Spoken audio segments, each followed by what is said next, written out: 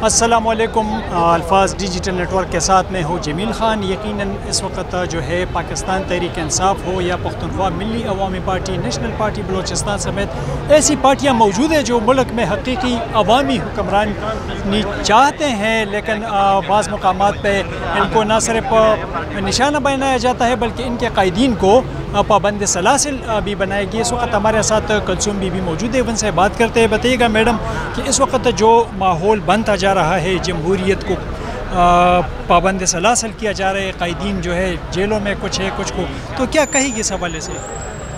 اس وقت ملک میں ماشاءاللہ والا سسٹم ہے، بالکل جمہوریت نام کی کوئی چیز نہیں ہے.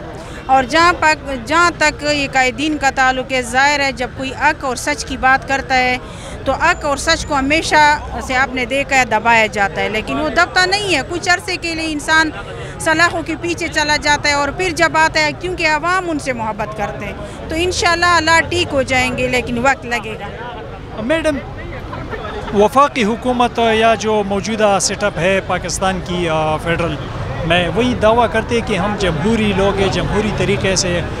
آپ کیا سمجھتے ہیں کہ اس وقت واقعی جمہوریت ہے یا جو کچھ کیا جا رہی آئین کے بالکل ماورائے آئین اقدامات کیے جا رہے ہیں ملک میں؟ ملک میں کوئی آئین کوئی قانون نہیں ہے. آپ جس ادارے کو بھی دیکھیں وہ ایسے جیسے ججز کو دیکھیں جیسے وہ فیصلے کر رہے ہیں، وہ آئین قانون کے خلاف ہے. دوسری بات ہے جتنی بھی جب صوبائی حکومت ہے یا وفاقی حکومت ہے، اور وفاقی حکومت کو تو آپ کو پتہ ہے 47 والے ہیں، وہ تو الیکشن سے جیتے ہی نہیں ہے. جو لوگ ان کو لے کر آئے ہیں وہ کیا آئین قانون کے مطابق چل سکتے ہیں؟ چلانے کی کوشش کرتے ہیں؟ نہیں کرتے. اچھا میڈم، یہ بتائیے گا کہ جب یہ صورتحال ہے تو عوام اس وقت کتنی مشکل میں ہے، آپ کیا سمجھتی ہیں؟ عوام تو بڑی مشکل میں ہے، ہر کوئی ٹینشن میں ہے.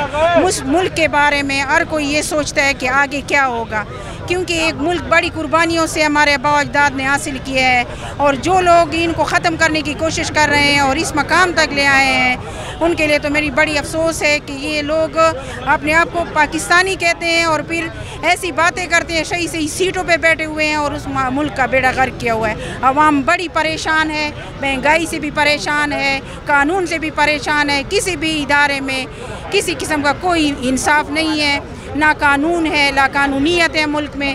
یہاں جو راج ہے نا وہ جنگل کا قانون بھی اس سے بہتر ہوگا. اچھا میڈم، اس صورتحال میں پھر آپ یہ کیا سمجھتی ہے کہ سرمایہ کار جو یہاں پہ آئیں گے یا جو روزگاری طبقہ ہے وہ یہاں پہ سرمایہ کاری کر سکے گا؟ غیر یقینی صورتحال میں معیشت پہ اس کے کیا اثرات مرتب ہوں گے؟ مجموعی صورتحال جو بن گئی ہے. بات یہ ہے کہ اس ملک میں آپ نے دیکھا ہے کہ جو سرمایہ کار ہے وہ ملک سے بھاگ رہے ہیں، کوئی انویسٹمنٹ نہیں کر رہا. جس بھی کاروبار کو دیکھو ہمارے ملک کا کاروبار بالکل ختم ہو چکا ہے، ہمارے نوجوان بے روزگار ہو چکے ہیں. یہ ساری وجہ لا قانونیت کی ہے. جب ملک میں قانون ہوتا ہے، آئین کی حکمرانی ہوتی ہے تو لوگ انویسٹمنٹ بھی کرتے ہیں، یہاں پیسہ بھی لگاتے ہیں اور ملک آگے ترقی کرتا ہے. جی بالکل، یقیناً اس وقت پاکستان تحریک انصاف سے مختلف سیاسی جماعتوں کے کارکن اور